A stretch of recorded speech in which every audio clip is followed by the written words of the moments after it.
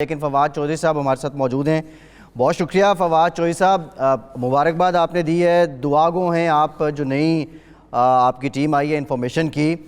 پہلے یہ بتا دیں چودھری صاحب کہ آپ کو کیا لگتا ہے ڈاکٹر فردوس عاشق اعوان صاحبہ سے کہاں پہ غلطی ہوئی؟ نہیں, غلطی تو خیر جو بھی آتا ہے وہ ظاہر اپنی کوشش کرے گا پوری, انہوں نے بھی پوری کوشش کی ہے, بٹ فرینکلی ان کے انہیرنٹ پرابلم تھے وہ. اب یہ ایک تو جس طرح سے تھیوریٹیکلی دیکھیں, عارف نظامی صاحب آپ کو بتا رہے تھے جو سودے میں پرابلمس ہیں اور جو ایک تھیوریٹیکل جو ایشوز ہوتے ہیں, اس کے ساتھ اس کے جو پریکٹیکل پرابلم ہے نا وہ سول محکموں میں تقریباً ہر جگہ کے اوپر ہی اور منسٹری میں بہت زیادہ ہے, وہ ہے لیک آف کیپیسٹی. ہاں جی, فاضل صاحب یہ بتائیے کہ آپ خود بھی وزیر اطلاعات رہے ہیں اور یہ جو حالیہ وزارت اطلاعات میں تبدیلی ہے, یعنی کہ یہ آپ کے دور میں تیسری تبدیلی ہے, اس کی کیوں ضرورت پیش آئی؟ آپ کیونکہ خود بھی میڈیا پریکٹیشنر ہیں, پروگرام بھی کرتے رہے ہیں, انفارمیشن منسٹر بھی رہے ہیں ماشاءاللہ, پی ٹی آئی کے مدار المعام بھی ہیں, تو کچھ اس پہ روشنی ڈالیں تھوڑی سی. نہیں, اس میں میں نے تفصیل سے جو ہے بات آپ کر رہے تھے کہ جو تھیوریٹیکل پرابلمس ہیں اس کے ساتھ میں نے پریکٹیکل پرابلمس کا ذکر کیا ہے. تو بیسکلی تو دیکھیں میں تو یہ سمجھتا ہوں کہ جب تک لانگ ٹرم ایک اس میں اصلاحات نہ لائی جائے تو کوئی بہت بڑا تیر تو کوئی بھی نہیں مار لے گا. لیکن اس کو ضروری ہے, یہ انفارمیشن منسٹری بہت امپورٹنٹ ہے ہمارے لیے کیونکہ اس کی انٹرنیشنل پراسپیکٹ ہے جو ہم اگنور کر دیتے ہیں اپنے لوکل پراسپیکٹ میں. لیکن اب 15 سال سے پاکستان کے اوپر, 20 سال سے فان موت کے بعد پاکستان کے اوپر کتنی کتابیں دنیا میں چھپی ہیں, ان میں پاکستان کا پوائنٹ آف ویو کہاں پہ آیا ہے, ہماری جو انٹرنیشنل اگر آپ دیکھیے کہ جو تھنک ٹینکس ہیں ان میں ہماری کیا رسائی ہے, یونیورسٹیز میں ہماری کیا, تو یہ ایک پورا ایک انٹرنیشنل نیریٹو کو ساتھ لے کے چلنا, نیشنل نیریٹو کو ساتھ لے کے چلنا, ایک پورا ایک کام ہے جو آپ نے کرنا ہے جو موجودہ سیٹ اپس میں تو ہے بڑا مشکل ہے کرنا. اسی لیے میں نے بڑے ریفارمس انیشیٹ کیے تھے. ہمارا جو آپ کہہ رہے ہیں تبدیلی کی وجہ فرینکلی یہ ہے کہ عمران خان جو ہے وہ ایک میڈیا کو اور جو سوشل میڈیا ہے ان کے بارے میں وہ سینسٹیو ہے, and he actually thinks about that اور وہ ریئیکٹ کرتے ہیں اس کے اوپر. پرائم نواز شریف صاحب نے تو 5 سال میڈیا سے بات ہی نہیں کی ہے, اور اسی طرح سے زرداری صاحب آپ کو یاد ہی نہیں ہوگا کہ وہ میڈیا سے جو ہے وہ اپنے اقتدار میں کبھی ملے ہوں. بٹ عمران خان تو کھلے ڈولے ہیں, وہ اپنے جو ایکشن ہیں اس کے اوپر جو ریئیکشن آتا ہے اس کے اوپر بھی سینسٹیو ہیں, وہ پیسے تبدیل بھی کرتے ہیں اس کے ایکشن جی. تو یہ بات یہ ہے کہ یہ جو سینسٹیوٹی ہے پرائم منسٹر صاحب کی ٹوورڈز میڈیا وہ زیادہ ہے in comparison to other party. جی نظامی صاحب. اچھا, یہ لیکن فاضل صاحب لیکن یہ بتائیے کہ یہ آپ نے جو بات کی نا, جب اس میں ایک نئی جہت جو آئی ہے وہ اسپیشل اسسٹنٹ پرائم منسٹر ہیں عاصم سلیم باجوہ صاحب. لیفٹیننٹ جنرل عاصم سلیم باجوہ جو ہیں وہ ایک عام جرنیل نہیں ہے, ان کو بڑا تجربہ ہے.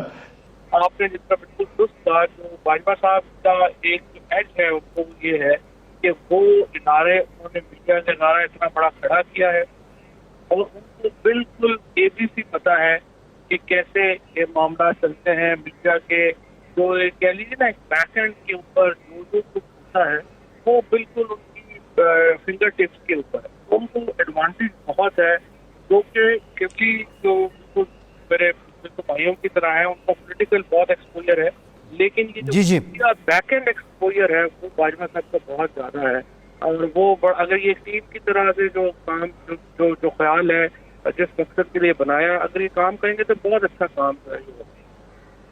جی جی ٹھیک ہے. اچھا فواد صاحب ایک بات مجھے بتائیں کہ محترمہ کے ہوتے ہوئے ایک کہ بہت زیادہ پولرائزیشن, فکر بازی, طنز یا خاصی اگریسو قسم کی فرنٹ فٹ پہ بیٹنگ کرتی تھی وہ. لیکن جو شبلی فراز صاحب ہیں وہ ان کا میلان اعتماد ذرا دھیمے مزاج کے ہیں. آپ کو لگتا ہے کہ یہ ان کے آنے کا ایک مقصد یہ بھی ہے کہ جو حکومت کی ترجمانی میں ایک مثبت سٹائل جو ہے وہ اپنایا, جیسے آپ کے دور میں بھی تھا, آپ بڑا اپوزیشن کو جواب بھی دیتے تھے لیکن ساتھ ایک انداز ذرا بہتر تھا.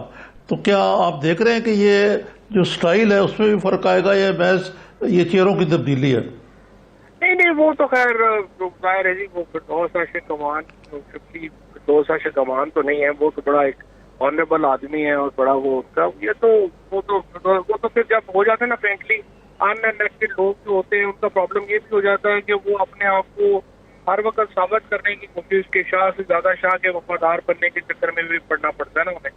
تو وہ ظاہر ہے شبلی کا وہ پرابلم بھی نہیں ہوگا. اور دوسری بات یہ ہے کہ ہی ہمسیلف ویری ڈگنیفائڈ پرسن، اور وہ ان چیزوں کو جو ہے وہ ابھی جو ہے وہ نہیں، اس طرح سے تو نہیں ہوگا جس طرح سے پہلے. نہیں فواد صاحب، یہ ان الیکٹڈ لوگوں کی آپ نے بات کی ہے، تو پارٹی میں جو دیگر ان الیکٹڈ لوگ ہیں، اہم عہدوں پہ ہیں، ان کا بھی یہی طریقہ ہے کہ وہ شاہ سے زیادہ شاہ کے وفادار بن رہے ہوتے ہیں؟ اور کئیوں کا ہوتا ہے، کئیوں کا اپنا اپنا اسٹائل بھی ہوتا ہے. جی اچھا، تو جی فواد صاحب بات تو خیر آپ نے یہ کر دیا. اچھا، ایک اور معاملہ ہے فواد صاحب، آپ نے پرائم منسٹر صاحب کی بات کی ہے، جو ریسنٹلی ایک معاملہ چل رہا ہے لاک ڈاؤن کو لے کے، اور پرائم منسٹر صاحب نے پھر یہ کہا ہے کہ جو رپورٹ ہوا ہے کہ ان کی توقع جو تھی اس سے کم ہوا ہے، کورونا کی مطلب صورتحال پاکستان میں بہتر ہے. Lockdown, smart lockdown, اس کے بھی کیا نتائج مل رہے ہیں، اور اب کیا آگے کیا ہوگا 10-12 دن کے بعد؟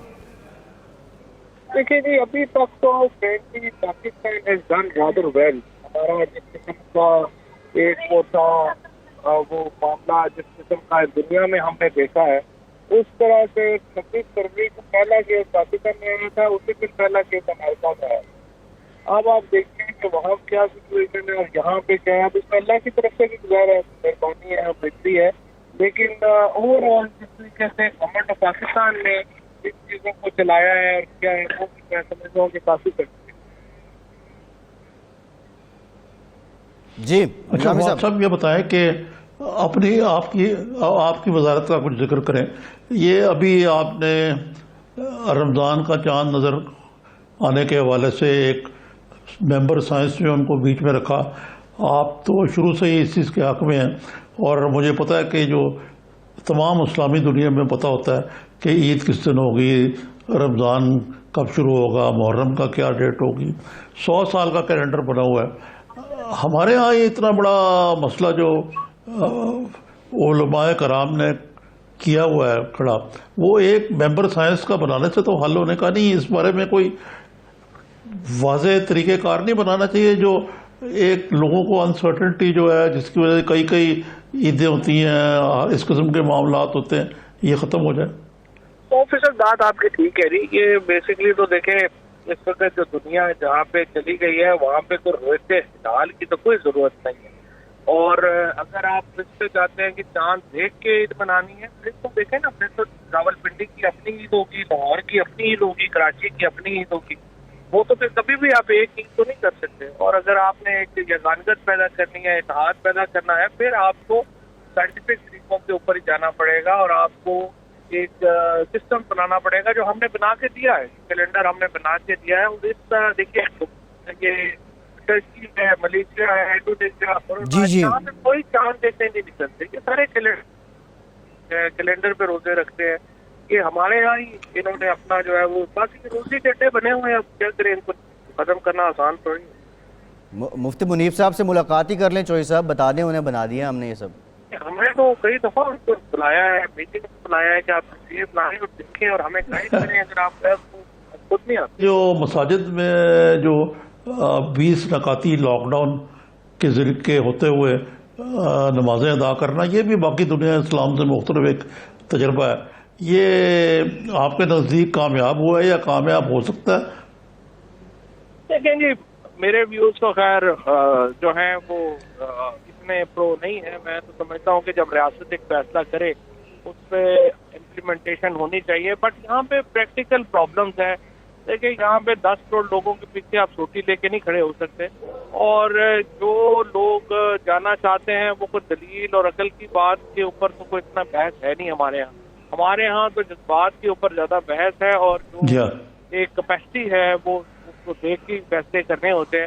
تو ایک پریزیڈنٹ صاحب نے انیشیٹو لیا ہے، انہوں نے بڑی محنت کی ہے پریزیڈنٹ عارف الوی صاحب نے اس سارے معاملے میں، اور اس کو انہوں نے کم سے کم اس کو نقصان دہ بنانے کی کوشش کی ہے. لیکن حقیقت یہ ہے کہ پاکستان میں چاہے تبلیغی ہوں، زائرین ہوں، جو ہمارا جو مذہبی طبقہ ہے، उसको देखना चाहिए कि सबसे ज्यादा जो कोरोना से अफेक्टेड लोग हैं वो लोग हैं, और इस वजह से हैं कि वो इज्तिमा जी। पे ऊपर यकीन रखते हैं। आमिर साहब 18वीं तरमीम से मुतालिक हम कुछ बात कर रहे थे, आपने भी उस पर कमेंट किया था। अब एक तो आप अपना वो कमेंट कंटिन्यू कर लें, दूसरा फवाद साहब से भी जान लें। फवाद साहब ये बताइए कि जो 18वीं तरमीम है ये वाकई कोई ऐसा मसला है इस वक्त इतना अर्जेंट कि इसके ज़रिए खामखा का इर्ताज पैदा किया जाए। अब वो मौलाना फजल रहमान भी एक्टिव हो गए उसके हवाले से, बिलावल साहब ने भी धुआंधार बयान दिया है, और इधर PMLN शहबाज शरीफ साहब भी इस बात में बड़े परेशान हैं। तो कोई ये 18वीं तरमीम की क्या बेवक्की लागनी है, ना ये इस वक्त मंजूर हो सकती है, और ये हो भी तो कोई जब तक अपोजिशन और हुकूमत के दरमियान कंसेंसस ना हो ये मुमकिन नहीं है। तो ऐसा कंसेंसस पैदा होना मुमकिन है मौजूदा हालात में? देखिए, मैं तो बिल्कुल आप ठीक हूँ और आपने सही इसको डिस्क्राइब किया। इसमें कोई इस वक्त ऐसा इशू नहीं है। ये हर 3 महीने के बाद एक खबर आती है और उसके बाद पीपल्स पार्टी जो है वो उसके ऊपर अपनी पॉलिटिक्स शुरू कर देती है। हालांकि पहली बात तो ये है कि जो 18वीं तरमीम का जो जेनेसिस है, जिससे उस पर सारे उस पर मुतफिक हैं कि डेवोल्यूशन होनी चाहिए सेंटर से प्रोविंसेस को, और बल्कि आर्टिकल 140 पे इम्प्लीमेंटेशन होनी चाहिए और प्रोविंसेस से डिस्ट्रिक्ट्स को डेवोल्यूशन होनी चाहिए। वो हिस्सा अनफॉर्चुनेटली हमने मुकम्मल नहीं किया। लेकिन जहाँ पे ये प्रॉब्लम भी जरूर है, 18वीं में 19वीं 20वीं तीनों जो तरमीम है उनमें ऐसे इशूज हैं जिन पे बातचीत होनी चाहिए, लेकिन इनसे अभी कोई इतनी इस पे क़यामत भी नहीं आ रही। और दूसरी बात यह है कि जो जब तक पीपल्स पार्टी PMLN एक वाइडर पॉलिटिकल कंसेंसस हो ना, उस वक्त तक तरमीम हो नहीं सकती। लिहाजा ये बहस फिलहाल तो उसकी कोई नहीं। जी निज़ामी साहब। जी जी हाँ जी, तो फवाद साहब आप जो ये 18वीं तरमीम को समझ रहे हैं कि फिर ये क्या वजह है कि इसके बावजूद उस पर बयानबाजी हो रही है? शाह महमूद कुरैशी साहब ने भी कुछ फरमाया है, और ये शाह महमूद कुरैशी साहब ज़्यादा अपनी तवज्जो खारजा अमूर की बजाय दूसरे मामलात में क्यों देते हैं? देखिए, शाह महमूद कुरैशी साहब ने वैसे उमर साहब ने बिल्कुल यही बात की है कि जो मैं इस वक्त कर रहा हूँ। उन्होंने कहा है कि देखिए इसमें कोऑर्डिनेशन के इश्यूज जरूर हैं और उनके ऊपर बातचीत होनी चाहिए, लेकिन जो डेवोल्यूशन का जो एक कॉन्सेप्ट है उसके ऊपर तो एक कंसेंसस है। और शाह साहब ने इसके अलावा बात की कि कुछ खबर जो है वो जराये से आती है, उसके बाद उससे बहस शुरू हो जाती है और जो जाहिर है कि सूट करती है अपनी पार्टी को, स्पेशली वो हमेशा इसको ज्यादा जो है वो उसके ऊपर जोर डालते हैं। हालांकि कोई ऐसा मेरा नहीं ख्याल कोई इतना बड़ा इशू इस वक्त इस पे है और ना ही कोई बड़ी बहस है। ये जरूर है कि जैसे सेहत के मामलात हैं, खुद हमारे यहाँ R&D के जो मामलात हैं, अरबों रुपया जो है वो जा रहा है और हमें डायरेक्शन जो है वो प्रोविंसेस की अलहदा है, फेडरल गवर्नमेंट की अलहदा है, और उसमें एक बिल्कुल कोऑर्डिनेशन जो है वो चाहिए। बड़े इशू हैं जिसकी अपॉइंटमेंट के ऊपर बात होनी चाहिए। हमारे यहाँ जो तरीकाकार है अपॉइंटमेंट का वो बहुत हाई जी जी है, बेशुमार चीजें जिन पे बातचीत होनी चाहिए, लेकिन ये वाइडर पॉलिटिकल कंसेंसस से होगी। ये PTI अकेली तो ज़ाहिर ला ही नहीं सकती। जी बिल्कुल ठीक। नैब एक तरफ मैं बताऊं कि जो नैब लॉ था, नैब लॉ के ऊपर जब ये हमने ऑर्डिनेंस दिया उसके बाद खुद मैंने PMLN में राना तनवीर साहब से, ख्वाजा आसफ साहब से, इनको पीपल्स पार्टी ने सेनेट में एक लॉ जो है वो पास करा दिया। तो मैंने इनसे ये कहा कि अभी आप इसको, आप दोनों पार्टीज कह रही हैं कि ये लॉ सही नहीं है, आप हमारे साथ बैठ के इसके ऊपर एक कंसेंसस डेवलप कर लें, बाद में फिर मौका नहीं मिलता। वो पीपल्स पार्टी जो है वो मान गई हमारे साथ, PMLN ने अपना ही फटा शुरू कर दिया और अब वो ऑर्डिनेंस ही लैप्स कर गया। एक तरफ ये अपोजिशन वाले कहते हैं कि नैब का लॉ ठीक नहीं है, दूसरी तरफ इन्होंने अब तक कोई कॉन्क्रीट आपके सामने, हमारे सामने कोई तजवीज लेके नहीं आए कि आखिर चाहते क्या है, कि नैब लॉ में क्या अमेंडमेंट होनी चाहिए, क्या करना चाहिए, कैसे बेहतर करना चाहिए। तो ये एक अपोजिशन क्योंकि हमारे यहाँ फ्रैंकली बड़ी एक नॉन सीरियस अपोजिशन है और फिर उसमें सब्सटेंस कोई नहीं है, ये सारे बस बातें करवा लें। जी ठीक है, ठीक है फवाद साहब, बहुत शुक्रिया आपके वक्त का, आप हमारे साथ मौजूद थे। फवाद चौधरी साहब हमारे साथ मौजूद हैं। साहब अब ये जो नैब का भी है, बहरहाल प्रैक्टिकली देखा जाए, जो फवाद साहब ने भी बात की है, जो आपने भी की है, कि 18वीं तरमीम को इस वक्त कोई छेड़छाड़ उसके साथ हो ही नहीं सकती।